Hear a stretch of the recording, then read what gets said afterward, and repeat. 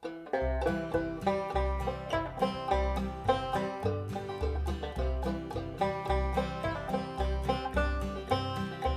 it's bad planning, bad luck, bad timing, or bad inventions, well-intentioned bad decisions have plagued history for thousands of years. Welcome to Historic Hindsight. Hello and welcome. I'm John, that's Tom. Today we're going to take a deep dive into the Battle of Crater. But before we do that, Tom has a little bit of background stuff to take care of. Yeah, just to get you guys some little bit of context here. So the Battle of Crater takes place on July 30th, 1864. It's part of this overall Siege of Petersburg, which starts on June 9th, 1864, and goes all the way up to March 25th of 1865. So the Siege of Petersburg, it wasn't a traditional siege of a city where you encircle the city and you basically starve them out. Instead, it's actually trench warfare. It's a 20-mile stretch of trenches that run from Petersburg all the way up to the city of Richmond in Virginia. So it's not quite like, it's more like a World War I type battle situation as opposed to, your medieval siege type idea. This is a little bit later in the war too, when basically everything was trench warfare. Yeah, so what leads up to the Siege of Petersburg is you basically, Grant at this point a little bit beforehand is trying to outflank and outmaneuver Lee all the way through Virginia, essentially trying to either capture Petersburg or capture Richmond. Those are the last two real good strongholds that the Confederacy has at this point. Okay.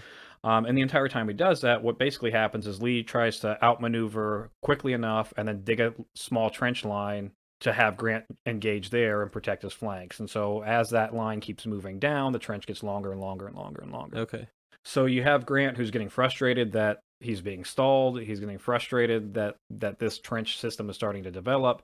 So he has the idea to just basically do an all-out assault on a fixed fortification position, which is essentially the Battle of Cold Harbor, which goes from May 31st up to June 12th. Real bad casualty rates on that one.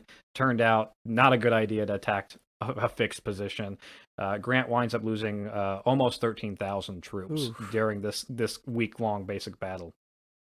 And that's like a month before the Battle of Crater takes place. And it kind of feeds into why the Battle of the Crater takes place, why this idea comes out.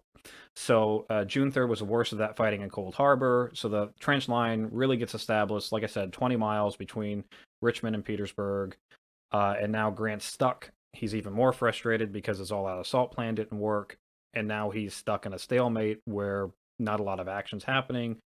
Soldiers are starting to get bored. Yeah. Soldiers are starting to get restless. What do you do with them? How do you break this trench style of fighting, and how do you do that in a way that you're not going to just decimate your entire army? Sure. So while we're all sitting there and we're looking at each other from across the battlefield, taking pot shots every now and then, it's not really a consistent constant fighting. There's a lot of lull, there's a lot of downtime. So you have... it's a stalemate. Yeah, it's a stalemate. So you have a Lieutenant Colonel Henry Pleasants, who's from the 48th Pennsylvania Engineers. He was an engineer before the battle. He was a miner before the battle. He gets the idea, why don't we just dig a hole up underneath the trench line and put some gunpowder in it and blow it up? Nice little tunnel into it. Yeah, exactly. And so he looks at Elliott's salient as a good position, and that's basically it's a mini fort along this trench line system where a lot of artillery pieces are located. Okay. So he got the idea, we'll dig up underneath there, we'll blow that up, it'll cause a big old hole in the breach of the line, we can just run all of our soldiers through it, cause some havoc beyond the line, hopefully end the siege. And so the Confederate had the higher ground here, right? Yes, the Confederates they were dug in on slightly elevated land from where the Union was. So they weren't digging down and then over. They basically could just dig a straight line. Yes, yeah, exactly. And so, and again, for the Union, if you're going to attack that fixed fortification, you're having to go uphill. That's more of an obstacle. Yeah, right. We dig that hole underneath, we'll blow it up. It creates that gap. Uh-huh. So he takes this idea and he goes up to his commanding officer, who is the General Potter, who is a brigadier general. And so kind of give you an idea of the size and scope of what's going on here. Sure. Henry Pleasants, he's a regimental commander, so he's in command of basically 1,000 men. Okay. The next size up is a brigade, which is usually about 4 regiments, which is around 4,000 men. and a division is about 3 brigades, which is around 12,000 men. And then a corps is usually made up of at least 2 divisions, and then the army's made up usually of at least 2 corps. Okay. So the start of this whole battle, the Union forces that are engaged during the battle are around 8,500. So at this late time in the war, casualties have taken hold, Right, attrition has taken a hold. Those numbers are a little bit lower. Yeah, but 1,000 men is a regiment at full strength. It's not what you're going to see every single Yeah, regiment. I mean, that's the biggest it's going to get. Oh yeah, basically. yeah. And so by this time of the war, your regiments are usually more around 300 to 400 people. That's partly due to casualty rates. It's partly due with some of the sick calls. Dysentery is running wild through the army, and a lot of attrition through contracts of service being up. This is now the time where we're actually having to implement the draft to bring in more people because most of the original contracts are now long gone. Yeah, and nobody's really because this was not supposed to be this long of a no, war. and nobody's ramping up to go. Yeah, it sounds like fun. I want to join up. It's lost its luster. It has lost its luster by 1864. Yes, so he goes up to General Potter. Potter thinks the idea is great. He kicks it up the line to Ambrose Burnside, who is the corps commander of the Ninth Corps that's going to be involved here.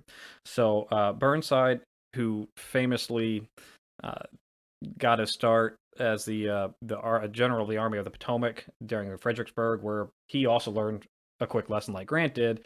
Attacking a fixed fortified position isn't exactly the best. So when he did that at Fredericksburg, it worked out real well in his favor. So far we have a couple people who are making bad decisions with where and how to attack. Yes, and you would think, okay, once Burnside did that once, that'll be the end of attacking a fixed fortified position, but nope, we just keep making that same mistake over and over and over again. So Burnside, before the war, he was a can we guess his occupation? Civil engineer, Johnny. He used to work on the railroad. Potter underneath him, also a civil engineer. And so we have Pleasance, who's a miner. We have Potter, who's an engineer, and Ambrose Burnside, who's an engineer. And they're like, they all have this engineering idea. It sounds great to all of them. They're like, yes, let's dig a damn hole in the middle of this trench siege warfare. This is going to be great. Yeah. So he kicks it up the command to George Meade, who's now the general of the Army of the Potomac. Also a civil engineer. I'm sensing a theme. Yeah, apparently that's what to qualify as a Civil War general. Just build some railroads or some roads, or just be a civil engineer beforehand. George Meade he got his fame. He was put in to the command of the Army of the Potomac right before Gettysburg.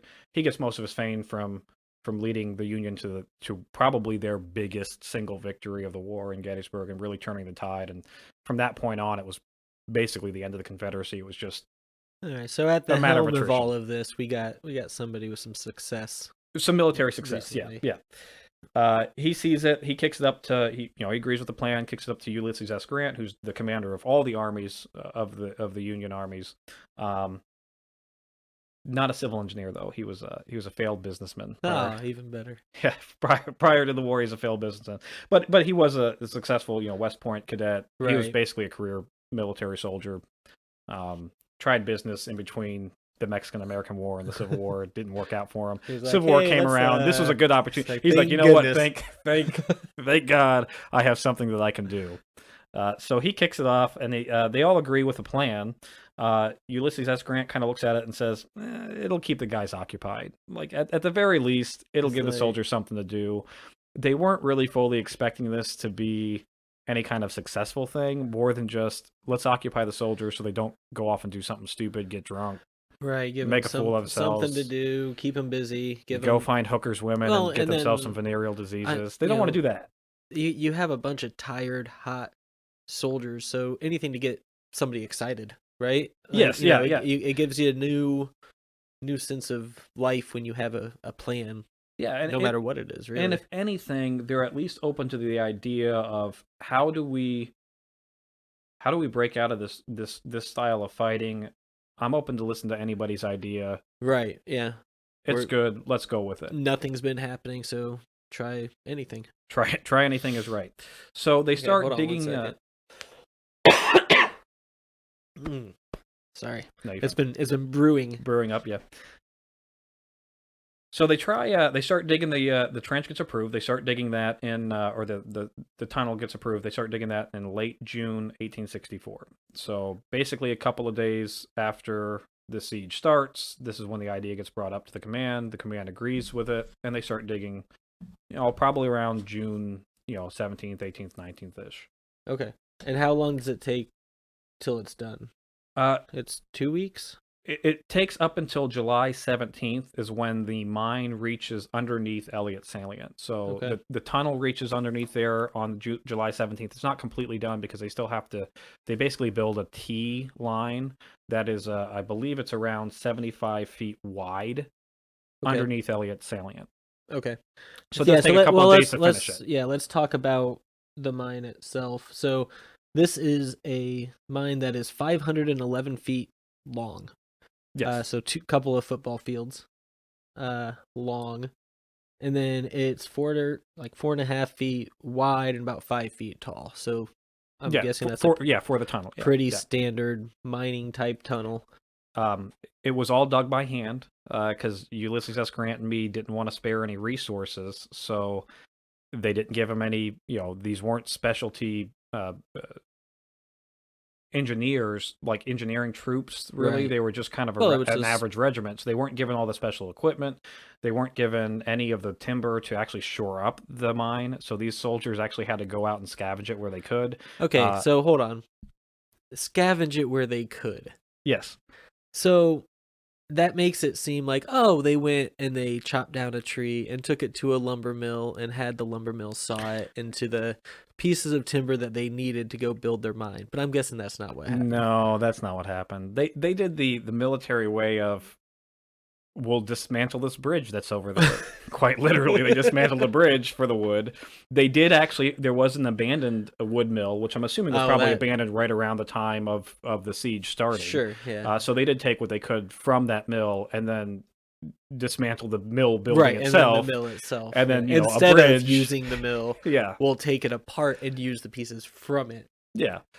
In all fairness, though, I'm sure a lot of the trees that were around the area were probably used in the trench system itself. Because, for the trench, to give you an idea what that looked like, I mean, it was a hand-dug trench, but they're shored up with wood timbers themselves. There's a plank system that's on the ground to keep the soldiers from getting, trench foot, which we'd see in World War I. It was all designed to keep that system. It actually really kind of mimics what World War I trenches look like. So think of a V-shaped hole that's dug in the ground, wood on the ground for planking, for walking, and then of course wood on the walls to be shored up. So there was probably a lot of wood that was already scavenged, like tree-wise. And then of course in front of the trench line, you actually have these big wood spikes that are driven into the ground. Not really used as weapons, but it would slow advancing soldiers coming into the trench line. So, there's probably not a lot of wood that's available around the area, so they do have to scavenge the way they can. And so taking down buildings kind of seems hilarious to us, or dismantling a bridge, but they had to do what they could do. And again, the high command isn't giving them any supplies, or not giving them any assistance. So this was... Well, they lost interest in it pretty quickly. Oh, yeah. Grant, right off the bat, basically about a day after the digging started, Grant's like, this is never going to work. This is a waste of our time. Yeah. And so the digging was slow. It was loud. And so you might be thinking to yourself, like, what are the Confederates doing at this point, right? So they've got to hear something underneath them. Yeah, I don't care how far up above them they are. Like, this is ridiculous. Yeah. So the tunnel, when it does reach Elliott Salient, it is 50 feet below Elliott Salient. So it is quite a ways underneath them, but they're still hearing it. And so, what are they doing? They can't just be sitting there stupid enough just to let it all happen. So, surely the people that are right on top of it go to their superiors and are like, hey guys, there's something below us. Can we see what it is? And they do. And so you have John Pegram. Guess his occupation, Johnny.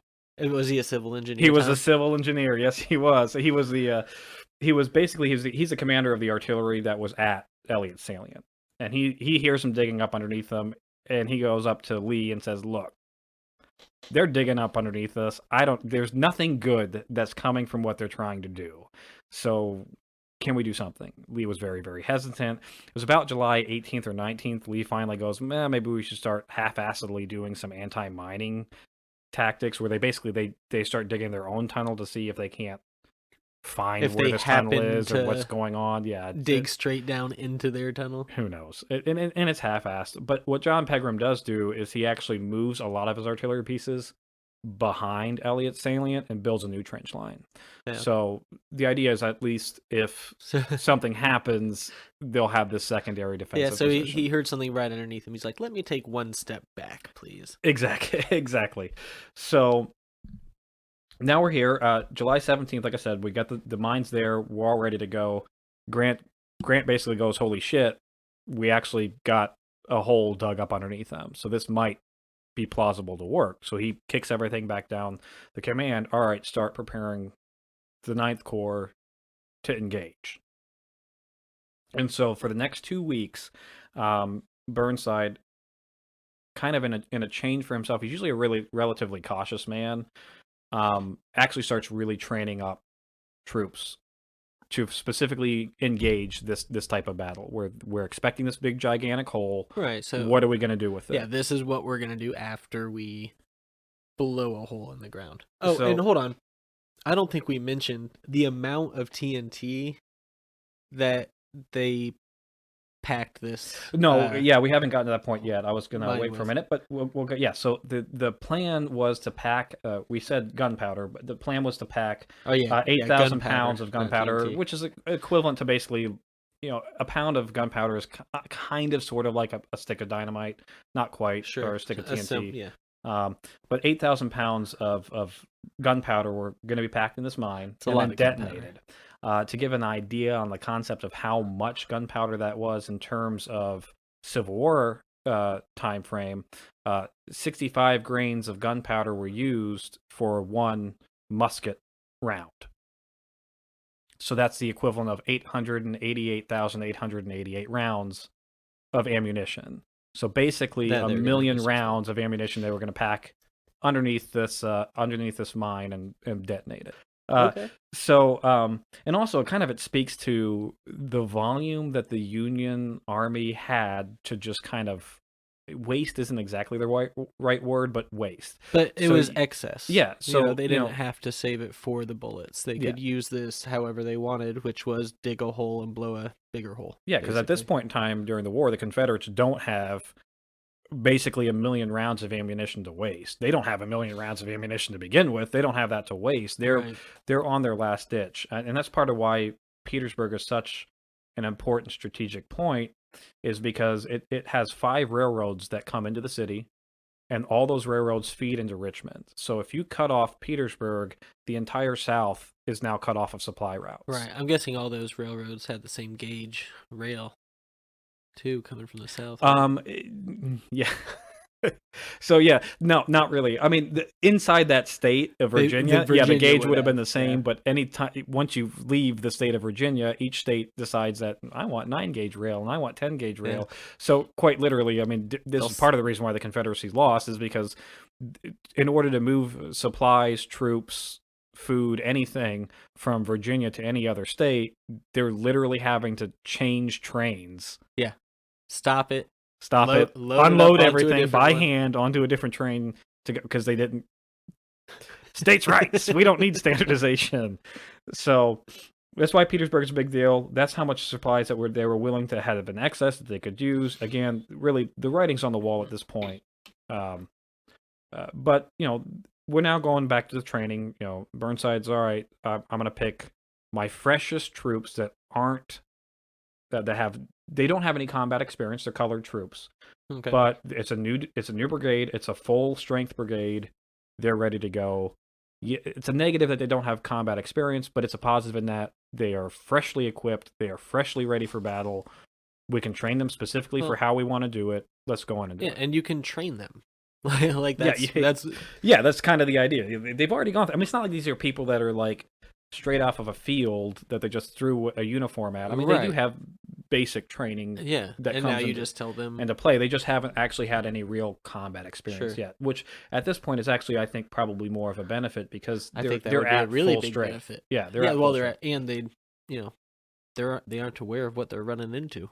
So he turns. Burnside turns to Brigadier General Edward Ferrero, who's can we guess his occupation, Johnny? Civil engineer. No, he is the lead dance academy instructor and choreographer for the New York Company of Dance. The what? He's the ballerina, Johnny. Wow. Okay. So that's a twist. Yeah, it is a little bit of a twist, and he has no military experience whatsoever coming into the Civil War. So hold on. The leader of the colored division that has no battle experience, has no military experience coming into the war. I mean, he has does have combat experience coming into this particular So battle. how But does at the start of the war, So wait, he takes his money, his excess monies from being a choreographer, and buys a regiment of New York infantry. that answers. I was going to ask how he becomes a regiment leader, but that's how you buy it. Yeah, you quite literally buy it. He paid for all the equipment, all the soldiers, everything.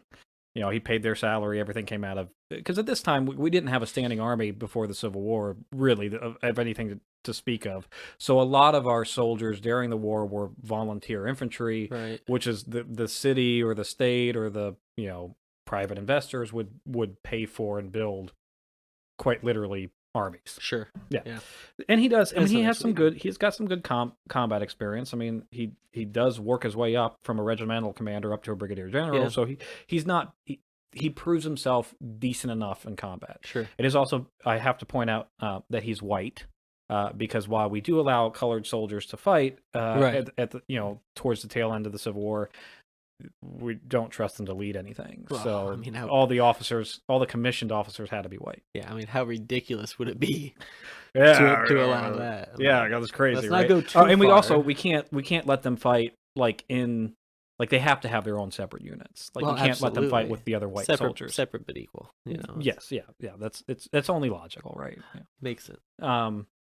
So Edward Fierro, he's doing his job for 2 weeks. They're training, and so the idea here is that once the mine blows, his brigade is instantly to run up into the whole area.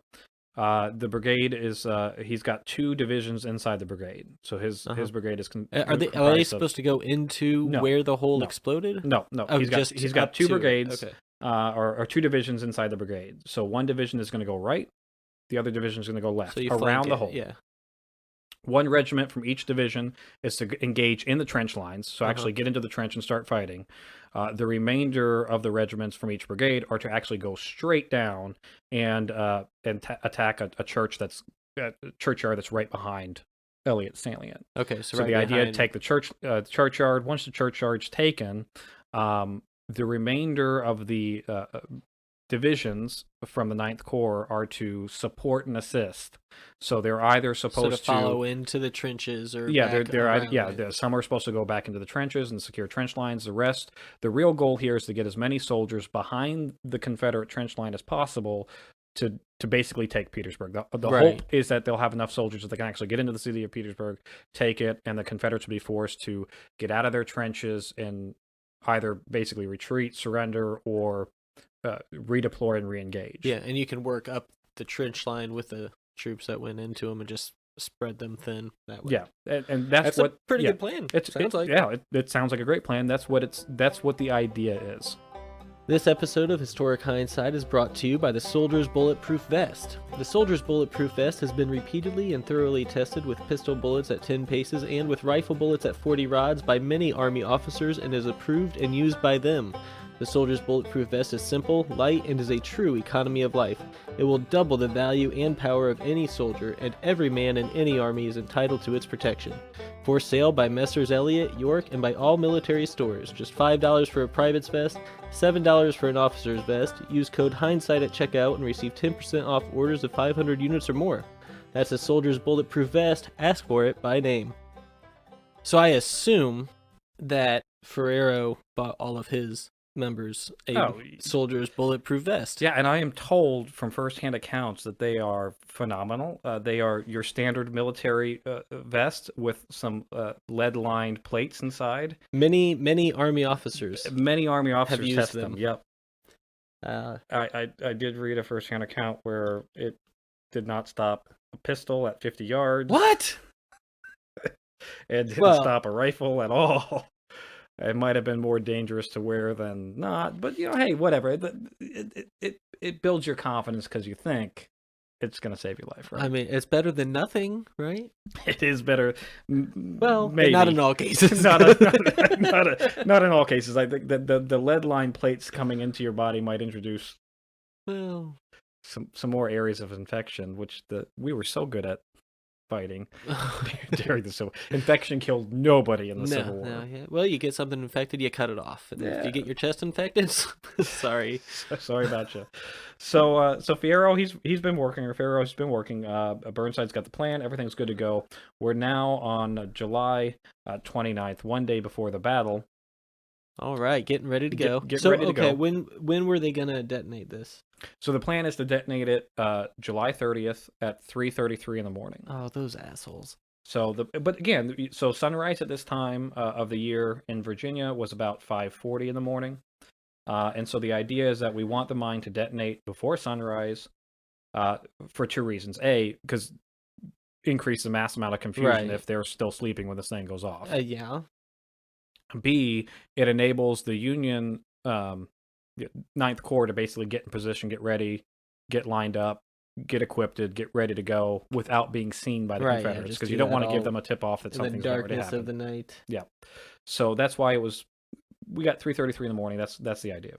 But it's now, it's July 29th. Day before, ready to go. Troops get in position. And Meade, in his cautious self, Meade does have a tendency to be a little bit too cautious in some takes. I mean, in Gettysburg, he doesn't pursue Lee after he wins an overwhelming victory and just kind of lets Lee go back to the South and regroup. And he got a lot of shit for that. Lincoln didn't like it too much. Lincoln did slap him on the wrist a little bit. So we're the day before the battle, and Meade goes, maybe it's not the wisest decision to send in unbattle-tested troops. That's the excuse he uses to Burnside. But are the Ferrero's troops? Yeah, Ferrero's troops, the ones that are actually going to go in there and that have been trained for the last 2 weeks to do this job. He's going to say, no, we're not going to use them? He says, no, we're not going to use them. Reality, what it is he doesn't trust the colored troops. Right. And he says to Burnside, he goes, listen, this is going to be a really, really bad PR stunt if this doesn't work and we send,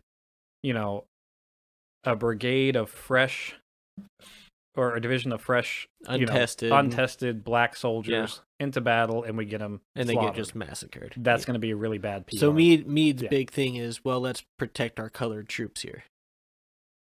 Sure. Yeah. Well, so far, we'll say that's what he's saying, and in reality, what we find out later in hindsight is that he was just a racist bigot like half of everybody else and didn't trust that they would be efficient enough. Yeah, I figured even though they've been training, they're gonna mess it up. They're gonna screw it up. Yeah. So Burnside now has to go back, look at his other division commanders, and go, all right, we need to regroup, reevaluate, reengage. Who's gonna lead the charge now? Yeah, we need somebody to step up, be a leader. Yeah, and do the damn thing. And maybe Grant at this point should have probably stepped in and been like, all right, let's delay the attack for a couple of days to give time for this new army to be or this new division to be trained and fight this particular battle. No, what actually happens is Burnside goes down, and instead of looking at his next, freshest division to go in, right, he literally has them draw straws. Well, he asked for volunteers. Well, and of course it's crickets, and nobody steps up to lead this suicide mission now because nobody. So yeah, they have to. This is the day before they have to communicate this to all. However, 8,500, a couple thousand men. Yeah, so we know that the battle was 8,500 men that were engaged. Yeah, so a couple thousand men they have to communicate this to. I think the division was probably more about 4,000-ish split, give or take. So yeah, so at least 4,000 men. You're having to communicate what the hell to plan for when this mine, gets detonated. Yeah. The day before. But again, instead of going with your freshest troops, instead of going with your most experienced troops, he just has them draw straws. Just draw straws. We just draw straws. And the lucky winner of that straw is James Ledley. He's 32. Can we guess his occupation prior to the war, Johnny? Civil engineer. It is civil engineer. All He is a civil right. engineer. Ledley, the problem with him is so that little battle beforehand that we talked about that led up to this whole Siege of Petersburg, the cold harbor. Yeah. Yeah. So Ledley did not distinguish himself at that battle. In fact, Ledley cowered in the ditch while his troops fought. Multiple officers underneath his command went up to Burnside and said, "Look, this guy's a coward. He didn't lead us. He cost us countless lives during this battle. Get him the fuck out of here and let us be led by somebody who's halfway decent." And they didn't. And what does Burnside do?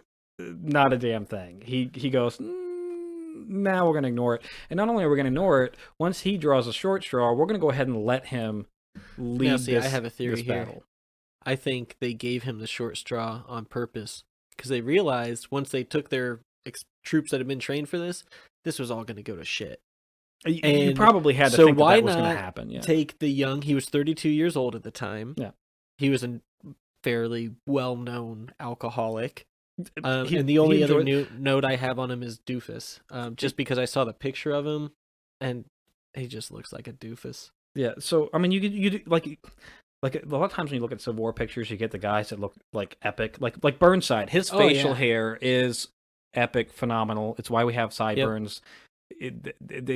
He's just the epitome of, like, you look at him and you go, that is a Civil War general. Yeah. You look at Ledley and you go, that is a modern day child molester. The picture that I saw of him, and if you just Google his name, it's the one that comes up. He looks like a sausage stuffed into his uniform. And he just looks so soft and squishy. Yeah, he likes his booze. Yeah, but to be fair, Grant likes his booze too. I mean, I mean, what the hell else are you gonna do? And like, Xbox wasn't around yet, so I guess to do shit. You do what you do if you live in a small city, which is drink and fuck and look at titties. Small what? So yeah, Freudian slip there, I guess. But hey, look, it's what you do. So, okay, we're still the night before. There's still a little bit of time. At least Ledley can have, maybe a powwow with at least his officers. He at least has to communicate what's going on with the officers. Yeah. Like, I mean, you probably can't communicate to every individual soldier. No, but you tell your officers and then tell the officers, and it's telephone all the way down, which always goes well. Yeah, it does. Nope. He decides, nah, I'm not going to do that. That sounds like a lot of stress. It sounds like a lot of work. It sounds like a lot of stress. You know what I like to do when I'm overstressed and I overworked? like to drink. And so you know what Ledley does? He decides to go back to his command bunker, which is like a mile behind the line, which is way far away. Yeah, it's where any of this is going to happen. It's a mile behind the line, and he decides, all right, I got a couple of good bottles of cognac. Let's crack them open and see what happens. So he starts drinking. Incidentally, so you think, okay, maybe Ferrero he'll step up and talk to at least Ledley's brigade commanders and say, hey, look. Yeah, I mean, these guys, these other Ferrero and Potter and Wilcox, they knew Ledley and what he was, so somebody's got to step. Yeah, somebody's got to step up. Right. You see the weak link in your group get assigned a task, you make sure that it gets done. Yeah, it's when your backup quarterback gets assigned, you don't play from the same playbook. You go and you make some adjustments, and but Ferrero decides, you know what? No, Ledley, his bunker looks pretty posh. It looks pretty cool. It looks pretty comfortable. I'm gonna go ahead and I'm gonna go hang out with Ledley. He did say he had a new bottle. He did say he had a new bottle. So I'm gonna go ahead and go in there the night before, and we're just gonna start drinking together. So it's like midnight, and they're already they're not going to sleep. They're tailgating. The battle's supposed to kick off at 3:00. They decide to go ahead and start tailgating. Got a pre-party a little bit. Nobody get that liquid courage. Nobody at all is talking to any of the average common soldiers about what the hell it is that they're supposed to expect. Well, and they're all lining up and laying down and getting in their spots, ready and waiting. Yeah, they are being supplied. Yeah, they are. Right now, the night before, they're being supplied. They're being given their food rations, their ammunition rations. They're making sure their firearms are functional. They're getting ready to go. So they're sitting in their trench line, getting ready to go. It's now 3:00 in the morning. Time to light the fuses. All right, here we go. So we light those fuses up. It's 3:00 in the morning. Fuses lit. Then And then what? then nothing. We hear crickets. 3:30 rolls around. 3:45 rolls around. We're looking at our clocks. Maybe the fuse just is a little slow. It's a little slow fuse today. Yeah, They weren't given good equipment. They weren't given and they packed the entrance too, so you can't just peek to see if you see the little light flickering. For maximum detonation, they packed that T section of the mine. They packed that tight with sandbags. So eventually, they figure, hey, we gotta figure out why this didn't work. Yeah, the sun's going to come up any minute now. The Confederates are going to see everybody lined up and getting ready to go. They're going to expect that something is about ready to kick off. So we ask for volunteers to go into the mine, down that tunnel where we just lit a fuse with 8,000 pounds of gunpowder to see what's up. Yeah, that's a no from me, Tom. Yeah, nope.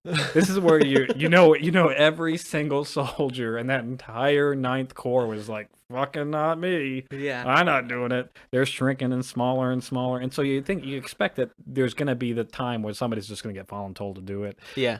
This is where you should probably just be like, hey, Ledley. Yep. Why don't you go down into it? Believe it or not, there were actually 2 guys that did volunteer to go down into the mine, both from the 48th Pennsylvania, I believe. You have a Lieutenant Jacob Dowdy, which is pretty impressive that a commissioned officer. And granted, it's a lower end of the commissioned officer, but this is still this is a gentleman. This is a guy who's usually from some higher society, some type of money. I'll go down, and he brings his buddy Sergeant Harry Reese with him. Or they go down into the mine. They do find that the fuse actually separated itself about halfway down the mine, so they run a new line of fuse. Luckily, it's not just smoldering and ready to go up. So they do run a new line of fuse, relight it, and at 4:44 a.m.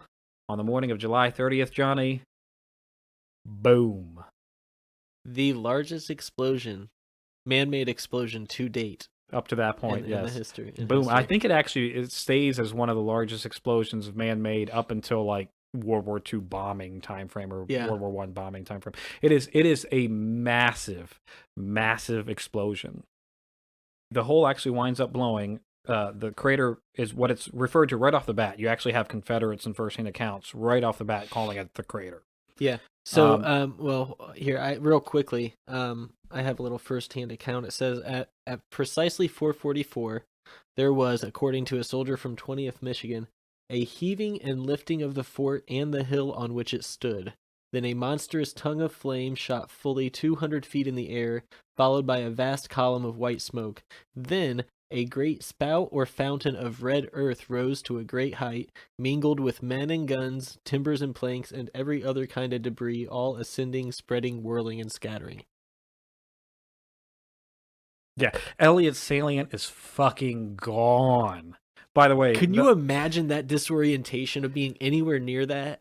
Oh no, for anybody on either side, this is ridiculous. I'm not talking about the people whose legs are going through the air, because we don't have to worry about what they were thinking. No, they're not thinking anything. They weren't. No, but to be, one of the Confederates down the line or in the trench down the line, that's like, what the fuck was that noise? Yeah, and because this is a 20-mile stretch of trenches. That entire line of trenches, all the way to this explosion was heard to Richmond. They felt it. Yeah, they felt it. Yeah. They heard it, and to add to the disorientation, it's still the sun's not up. Sun's not up. Still 4:40. We got an hour before the sun comes up. Now when gunpowder goes off, it's called black powder for a reason. It emits this black, obnoxious smoke, smells of sulfur. You have that combined with all the dust, the dirt the that's still in the air. Unbelievable. It was so effective of an explosion that the Confederates did not fire a single shot for 15 minutes after the explosion. They're completely trying to figure out what was going on. Exactly. Imagine 1 minute you're sitting there, and the next minute the ground underneath you is gone. Yeah, and it's not like they were like, "Oh, did a gas main explode?" Because those didn't exist. No, That this was is the thing. this is nothing that they would have ever. I mean, in history up to this point, there is not a good example of anything like this. Yeah, like I could, if I saw an explosion or whatever, I would immediately know what it was because I've seen movies and seen all these videos. They're like, "What the fuck Their was closest that?" experience is watching a cannonball explode in front of them. That would be their closest And then experience. imagining that and times 1,000. Yeah, that's or nothing. more. So the crater is actually, it winds up being 170 feet long. Okay. So basically a football field long. 100 to 200 feet, 100 to 120 feet wide, and it's 30 feet deep. Holy shit. The lip of because they were digging 50 feet underneath. Yeah, and them, so and then that sank, so that and then that everything else that got kicked out was 30 feet. So you've got 20 feet of soft earth bodies, cannons, timber, everything that's basically mush. encompasses that 20 feet that's down, or that 30 feet that's down. The lip is actually 15 feet high. So if that's the depth of the hole, but then you got to add in that lip that's another 15 feet high. So obviously massive explosion. It worked. Elliott salient's gone. Pegram's idea of moving the artillery line back, he didn't move it far enough. Yeah, because that's gone. Good idea, but yeah, it just didn't quite go far enough back. It's estimated that at least 278 Confederates were killed outright at the explosion. So you basically have got around with attrition, with Confederate size, you basically lost an entire regiment of men. Yeah, right off the bat. And they started with 6,100. The Confederates. Yes, yeah, they're 200 or 361. So right off the bat. Yep, gone. So like I said, 15 minutes, no shots were fired from the Confederate line. So you think perfect opportunity, right? You've got 15, and in a battle. Oh, that's a lifetime. That's a lifetime. Yeah. You've got an entire eternity to cross that field unopposed with no shots being fired. And so this is where Ledley came out of his bunker and led his men full charge into the trenches and won the battle. Or he stayed in his bunker and continued drinking through the whole thing. With Ferrero. So what's the Union doing, though? So the Union's there. They're ready to go. So they're in their trench lines. Because the Confederates don't fire for 10 minutes. Yeah, so the explosion happens, and the Union in? Army is delayed by 10 minutes to get engaged because they're still in their trench line. And what was supposed to happen were planks and basically ladders were supposed to be brought up. Foot ladders, so that they could easily get up and out of the trenches. Because again, the Union soldier in combat load is carrying about 40 to 60 pounds of equipment. Going up a slippery hill. You're going up a 6-foot trench, climbing up. You're going to be delayed a little bit. So these footbridges were supposed to help get you up and out of the trench easily. They never got brought up. Again, this is Grant and Meade thinking that this was never going to be successful to begin with, not giving the soldiers what they needed. We don't need to bother putting in the order for those footbridges they ordered. This is all just a waste of time anyway. Yeah, we're just filling in some time. And and if we just blew that hole and left it at that, this still would have been to a degree a successful operation. You knocked out a fort. You killed basically a regiment worth of soldiers. This is you got them thinking, what the fuck is this going to happen again? Yeah, so at this point, you could have not done anything else, and this could have been a success for the Union. Yeah. I could have, driven it a point. Look what we can do to you. Yeah. Suck it. Would you like to surrender now? Yeah. Once they have a chance to take a look at it? And you know what? They could have offered that. They probably should have. I bet probably came out and said, look, all right, you ready to surrender? If not, we're going to do this all up and down the line. It's not our only tunnel. No, could have lied, and they would have never. You would have never known that because again, Lee didn't do any real effort at stopping tunnels from being dug. So it does take 10 minutes for the Union to engage. So the entire division of Ledley's, they're up, they're moving, they're now up, they're engaging. So they've crossed the no man's land. They now get to the lip of the crater. Again, they're not trained on what to do at this point. So up to this point, when they've been firing, for the last year, essentially, they've been fighting for the most part entrenched-like situation. So well, and they probably know see, at least they have to go into a trench because they're going to control the trenches. Because yeah, they want to fight from a rifle pit. You Yeah. want to fight from an area that you can be concealed from, that you have cover, that you can engage the enemy from. So they see this hole. They go, that looks like a phenomenal rifle pit. And I'm going into the hole. Go. And so the entire division, Ledley's division, goes right into the hole. What they encounter is like you described from the first-hand account, carnage. In fact, a lot of his soldiers were so shocked by the human catastrophe that this was at this point, the body mixed parts bodies. And limbs they're actually digging out Confederates from the hole and trying to save them, save who they can and help who they can. Because again, this is where humanity takes over. These are boys that are fighting. They're not and they're men, seeing they're their boys. neighbors. They're seeing their neighbors, they're seeing cousins, they're seeing family. I mean, the Civil War is that iconic brother fighting brother kind of thing. Yeah. So they get into the hole, and then then training kicks back in. All right, we do have a job to do. We got to start fighting. All right, let's get up to the edge of the rifle. Let's get up to the edge of this crater, set up a rifle line. Except it's 30 feet high and it's straight up, and oh shit, we can't get out. Well, let's turn around and go back the other way. Oh no, but we can't get out. They're stuck. They're now an entire division that's in a hole in the ground. That while right now the Confederates are confused. So that's probably how many people do you think? At this point, I would estimate at least around 3,000 to 4,000 people were probably in that filing hole. Into that hole. Yeah. Wait, that's Black Friday. That's Walmart. and then now the panic, the smell of death. The Confederates are starting to the regroup. Confusion because there's still smoke. Oh yeah, there's still smoke. The sun's not up. Yeah. Like they don't know what they just fell into. Yeah, and in their defense, again, they see a hole. They think rifle pit. They don't know it's 30 feet deep. They didn't know they couldn't get out of it. So like this is.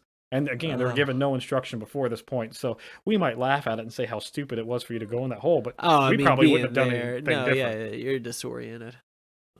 So, good God! And now it comes up. Like, what do? We can't get out of the hole. We're not really doing much damage to the Confederates at this point, being in the hole.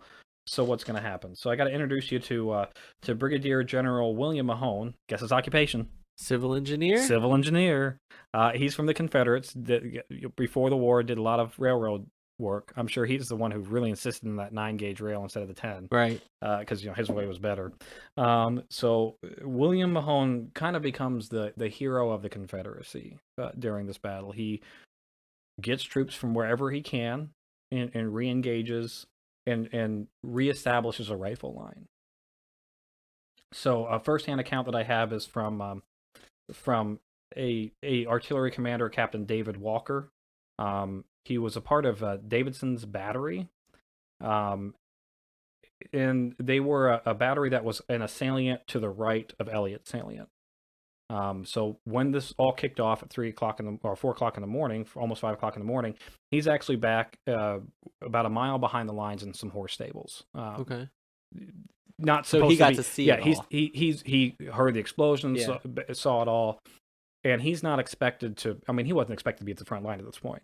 But Mahone comes up to him and says, "I need you guys to get your asses up to the line." And to be fair, the line moved a couple hundred feet. The line moved a couple hundred feet. You need to get you up to the line, get into the artillery pieces, and get those guns firing. Because at this point, while their rifle firing has started from the Confederates, the artillery firing is still dead silent. Yeah.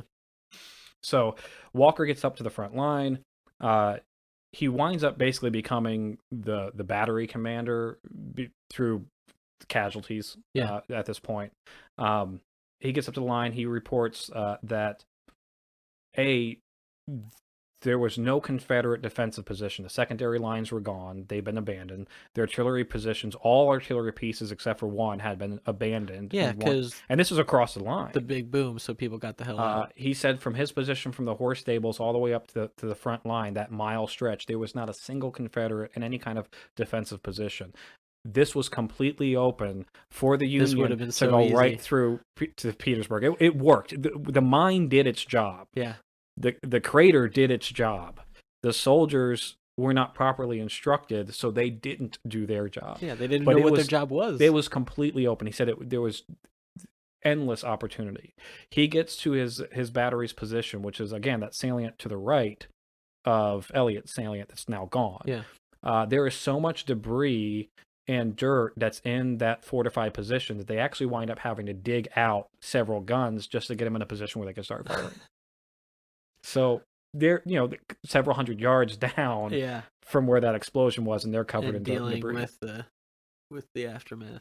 And and he says he does get the guns back up online, and they start firing and fire for the rest of the engagement.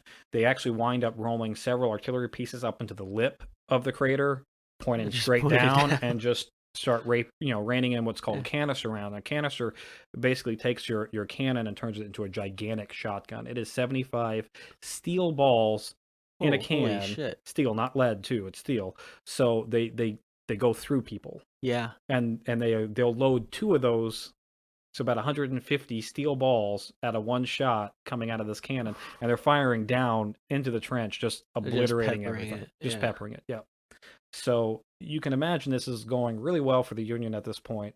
One fun other note that Walker does say is he does recognize several of the escaped slaves that are now fighting for the Union during the battle. And I just kind of find that funny, like, hey, Cletus, weren't you supposed to be working the field? How'd you get on the other side? So we hit there and we think, okay, so Ledley's division's basically gone at this point. So what does Meade and Burnside do? It's time to cut your losses. Cut your losses, stop. No, let's send in Pharaoh's division as well. Fuck it. Double down. These guys are at least trained. They're trained, yeah. So but they're trained to do something that should have taken place an hour ago or more. Or, Not now that the Confederate has completely reestablished. They've reestablished their lines. They're ready to go. They're going to engage.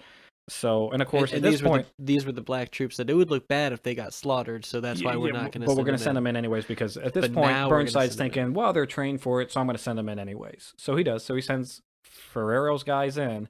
And oh, by the way, so do you think this is the important point where Ferrero's gonna get himself out of his drunken stupor in the bunker and go and help? By this time he's got to be too far gone. No, he's too far gone. Yeah, he's too far gone. Him and Ledley, they're. I mean, I imagine that they're probably at this point just in a passed out. Nice, they've got to be. They're passed spooning. Out, yeah. They're passed out spooning. Yeah. They're enjoying each other's company at this point. Who knows? I mean, he was a dance instructor. I'm not making accusations, but I'm just. I mean, You're not saying. We can't prove that it didn't happen. But I'm not saying it happened. Not going to yuck their yum. Yeah. So his division gets sent in, and but they're trained for this, right? So you think, okay, they're gonna do what they're supposed to do. One brigade to the right, one brigade to the left. They'll split. Go down to the center. Let's do it. No, they go into the hole. Oh fuck. Right down into the hole. Why would you go into the hole? Training goes out the way, and at this point, there's really no excuse. It's daylight. They see what's down in the hole. Again, it's just that mentality. At least they have the excuse of they're not combat experienced. But believe it or not, well, we actually and they're probably responding to a lot of wailing, help me, and I'm sure. So we do actually have 2 regiments that do the job that they were supposed to do, and they get into the right flank trench line. And great. And holy shit, they secure it. How about that? They push the Confederates out of the right flank trench line. So now we've got a substantial portion of the right trench line secured with effective, rifle lines set up, engaging other areas of the field of combat. Oh, that's awesome. Send in the support troops. So send in the support troops, right? We've got 2 other divisions that we can go and send in. And Burnside at this point says, nah, we lost it. There's no point in pushing any further. But then why? Why with the sending in the colored troops? Why would you do that? If you're gonna be like, once if they they're actually like, get we start to have some degree success. of success, I guess you'd have to dig up Burnside and ask him, because I really don't know what the hell the point was at that. Although this is, to be fair, this is also a guy at the Battle of Fredericksburg who sent one regiment at a time, basically 1,000 men, up against this fixed wall that the Confederates had. And by wall, I mean it was a sunken road. Like they had it was basically concrete wall that they were hiding behind, bulletproof, and we'd send one wave at a time, and they got slaughtered. Send But another then one. he sent more. And they got slaughtered. All and he then had to send do... another one, and they got instead of like sending everybody at once, he would just send a little bit at a time, a little bit at a time. So that's it. So he pulls out. So He says, "We're done. We surrender." His military genius isn't great. The battle's not over, but he's not engaging any. But he's not like, I mean, putting he any more troops in. threw in the towel, basically. So he let the progress that was made on that right flank go to none. Yeah. And this is where some of the colored troops probably overstepped the line a little bit. And given their position in society at the time. Well, no, but I mean, so they have every right to be hostile towards the Confederates. I mean, yeah, every right. I think so. And so when they started making progress and started getting a lot of Confederates on that right flank to start surrendering, there was a lot of calls of no quarter to rebels, and a lot of which is basically no mercy. Right? No mercy, yeah, and a lot of bayoneting people with their hands up and then shooting them point blank. Little stabby shooty. Shooty to people who are at this point unarmed surrendering. I mean, I can't blame them. No, I can't. But in the grand scheme of, if this doesn't go our way, and when they turn around, there had to be that oh shit moment when they turn around and they saw that they're getting no support. They're like, all right, guys, we got. And they look in front of them and they see the Confederates from the other 20 miles of trench line coming to engage. Yeah. And again, at this point, Grant's also partly at fault, because you've got this engagement that's going here at the crater, and you've got 20 miles of trench lines. Maybe start doing a little bit of peppering across the line, so that way to keep some people occupied. Yeah, so that they can't, funnel troops into this area. All of their support. No, he doesn't do any of that kind of stuff. So. So when the colored troops look back, they've got to have that, oh crap, maybe this wasn't the smartest move to no quarter to rebels. Yeah. Because now guess what? Because when the Confederates come back, no quarter to you guys. When the Confederates come back, there was definitely the no quarter to the coloreds, and a lot of stabby, shooty to unarmed people. Yeah. Okay. So. All right. So break down the casualties then. So, like I said, Union engaged with 8,500 people. Okay. They have outright 3,798 casualties. God, that's almost half. That's almost a 50% casualty rate. That's really not great. That's really not great. No. 504 are outright killed. Yeah. Yeah, that's dead. So casualties are broken down. That's just the total number: lost, missing, killed. 1,800 are wounded. 1,881 to be specific, and there are 1,413 that are missing.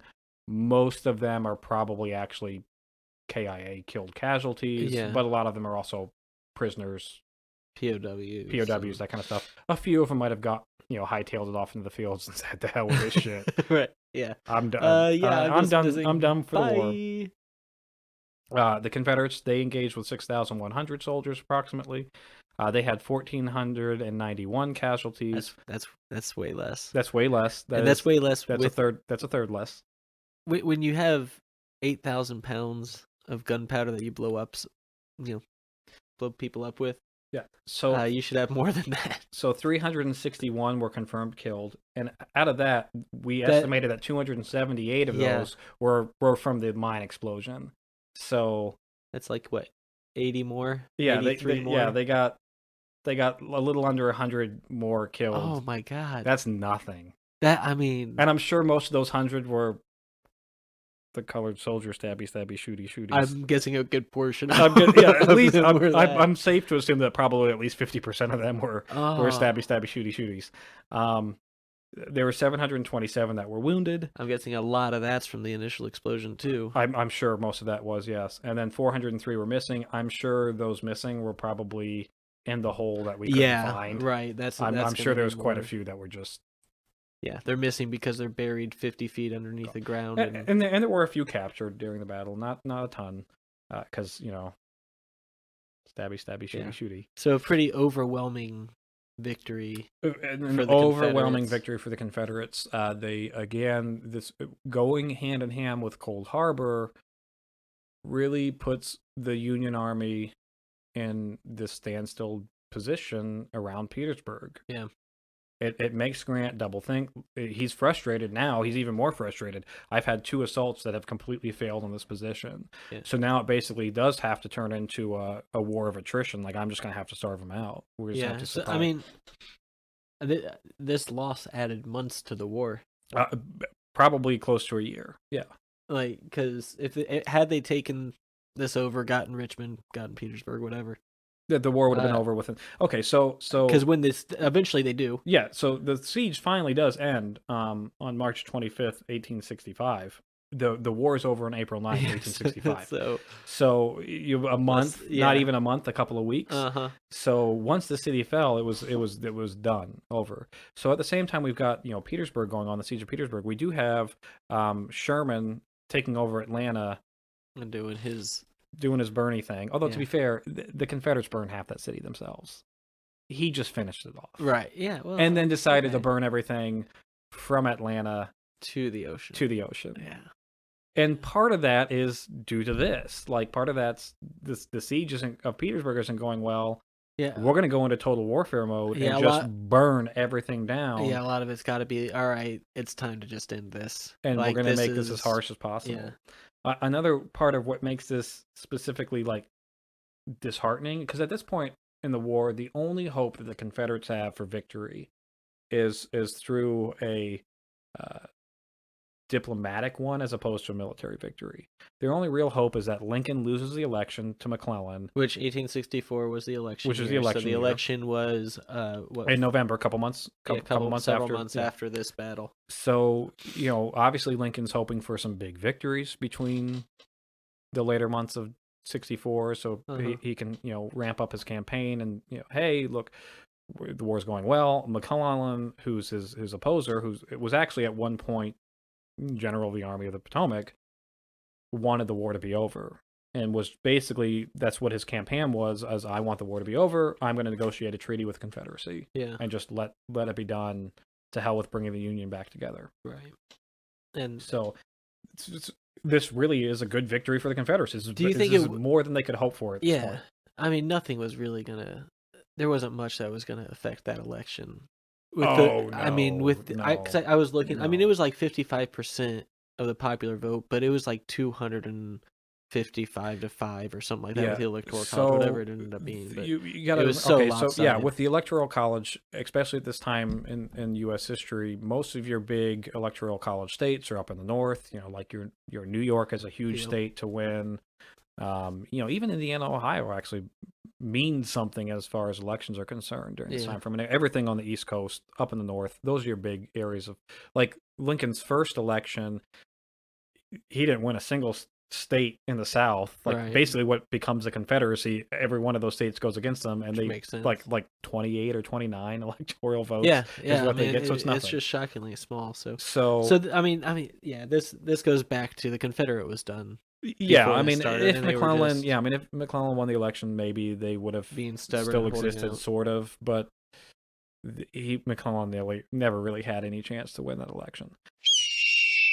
So after the battle, I mean, there have to be repercussions. Yes, you would just ineptitude of all of the commanding officers. You would think, yeah. So there is a war crime investigation that goes on for both sides.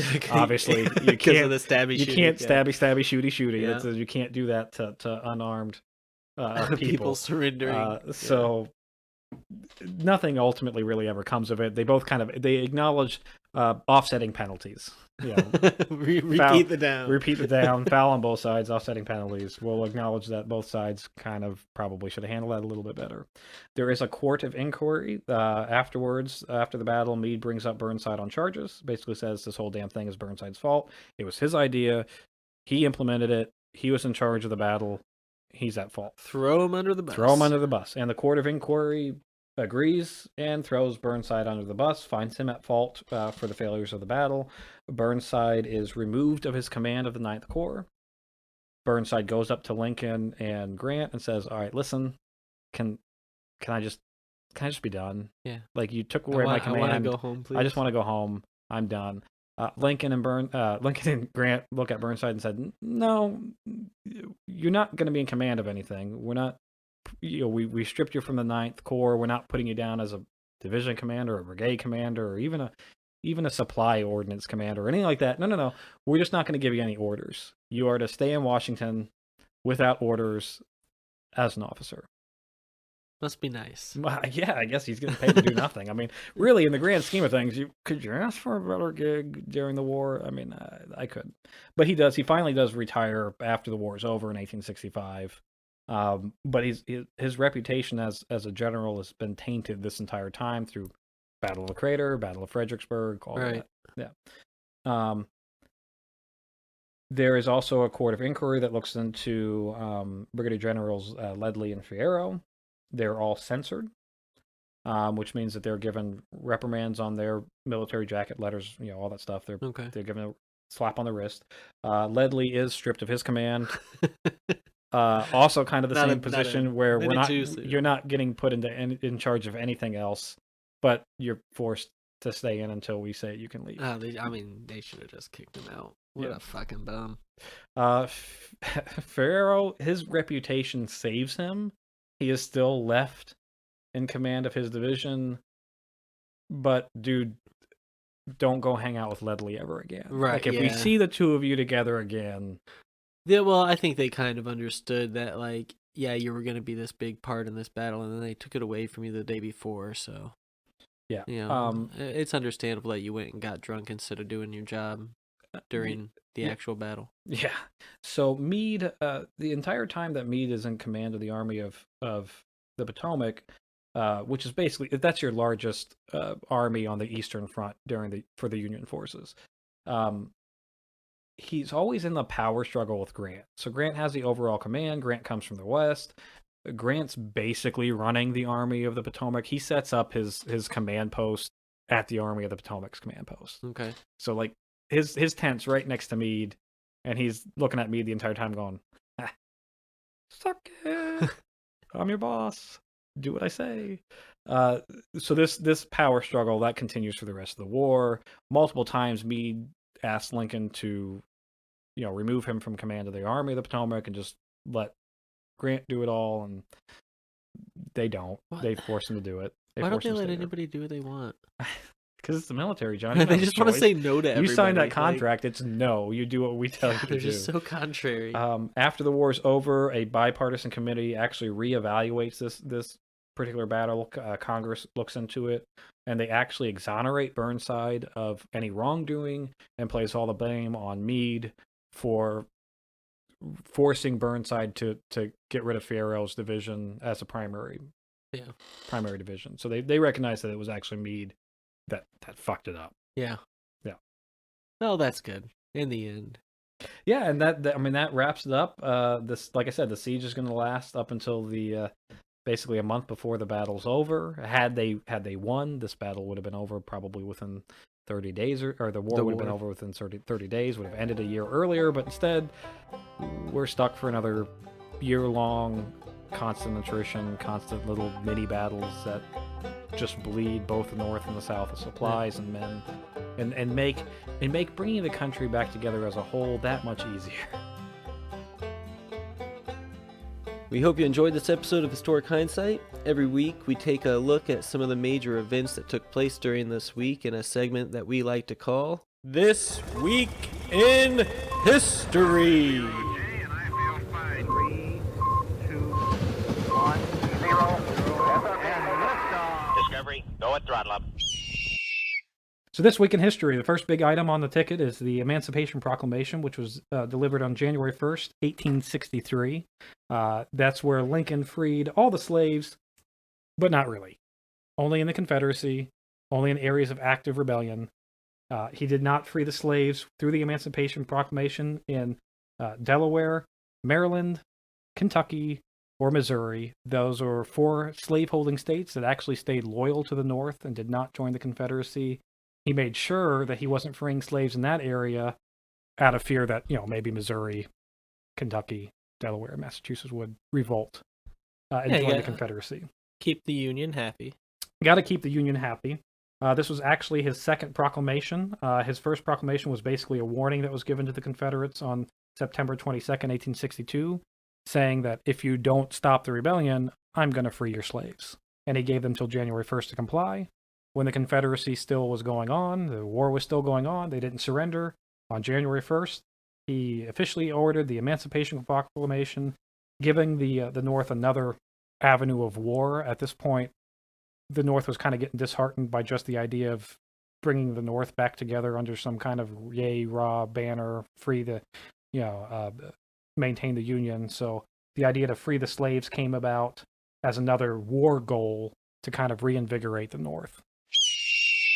The next thing we've got is that Russia launched Luna 1 on January 2nd, 1959.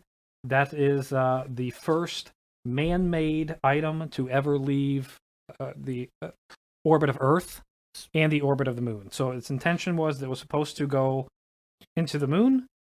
They missed it. It overshot the moon, and it just kept going out of the Earth's. So it wasn't an gravitational intentional, let's get out of the gravity. It was just a, whoops. Yep, it's part of this. It's part of the space race. January 2nd, 1959. They launched it at 4:41, and the second afterburner went on a little bit too long. It became the first item to cross by the moon, first man item to cross by the moon, but it overshot the moon's gravitational pull. Actually kicked itself out of the Earth's gravitational pull. It became the first man-made object outside of our area of influence. Do you think really they just saw what was on the dark side of the moon, got a glimpse of the monsters, and decided to get the hell out of there? 100%. And our last big thing that happened this week in history was Alaska became the 49th state in the United States on January 3rd, 1959. So just one day later, Alaska, in response, like, hey, remember when you used to be part of Russia? We're now a state. We're going to go ahead and take it. So quickly, just to give you some context, we did buy that from Russia, the Russian Empire, on March 30th, 1867. So a couple years after the Civil War, we thought, yeah, we need some more land. So we bought Alaska for $7.2 million, which equals, this is the biggest land steal in all of the history of land steals, 2 cents per acre. Does that include, what was the Louisiana purchase? That was all of Louisiana and up through basically the middle portion. No. I mean, but for cost wise, 2 cents per acre as cheap as you're going to get it. I don't think you can find any land cheaper than 2 cents per acre. Oh, unless you're unless you're just stealing it from the Indians. Yeah. We gave them some blankets and some beads for that though. So some disease-riddled blankets. It's fine. It works. Yeah. Also, one other good interesting fact about Alaska, it is the only state that has a capital that has no road access to any other part of the state. So the only way you can get into the capital is by boat or plane, and then you're stuck. Get a snowmobile, get a dog team. Otherwise, you're not going anywhere. You're not going anywhere in your Ford Pinto. That's for sure. And that's This Week in History.